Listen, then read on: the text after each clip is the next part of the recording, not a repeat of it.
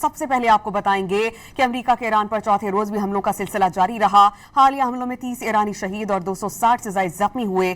Saint کام نے نئے حملوں میں آبنائے ہرمز اور ایرانی ساحلی علاقہ جات کے قریب درجنوں فوجی اہداف کو ٹارگٹ کرنے کا دعویٰ کیا ہے۔ بندر عباس، جزیرہ کیش اور کشم میں دھماکے سنے گئے۔ امریکی حملوں کے جواب میں پاسداران انقلاب کا آپریشن نصر 2 جاری ہے۔ اردن کے شہر الازرق میں موافق السلطی ایئر بیس پر امریکی فوجی تنصیبات کو ڈرون سے نشانہ بنایا گیا۔ آپریشن کے دوران امریکی لڑاکا طیاروں کے شیلٹرز اور متعدد MQ-9 ڈرونز تباہ کرنے کا دعویٰ کیا گیا ہے۔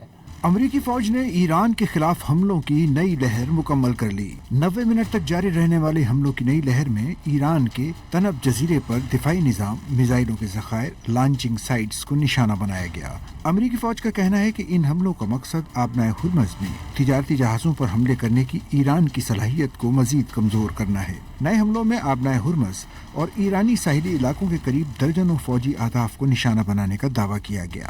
بندر عباس، جزیرہ کیش اور کشم میں دھماکے سنے گئے۔ صوبہ خوزستان بھی دھماکوں سے گونج اٹھا۔ ایرانی وزارت صحت نے تصدیق کی کہ حالیہ حملوں میں فوجیوں سمیت 30 ایرانی شہید ہوئے۔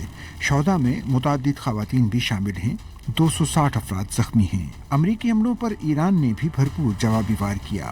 پاسداران انقلاب نے دعویٰ کیا کہ ایران نے اردن کے شہر الازرق میں واقع موافق السلطلی ایئر بیس پر موجود امریکی فوجی تنصیبات کو ڈرون حملوں کا نشانہ بنایا۔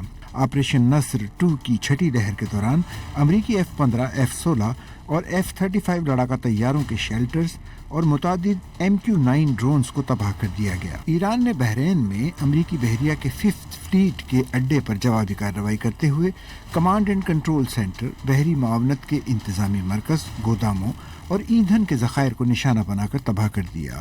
کویت کے علاقے مینا عبداللہ میں قائم امریکی فوج کے مرکزی لاجسٹک اور سپورٹ مرکز کو نشانہ بنایا، جس کے نتیجے میں وہاں آگ لگ گئی۔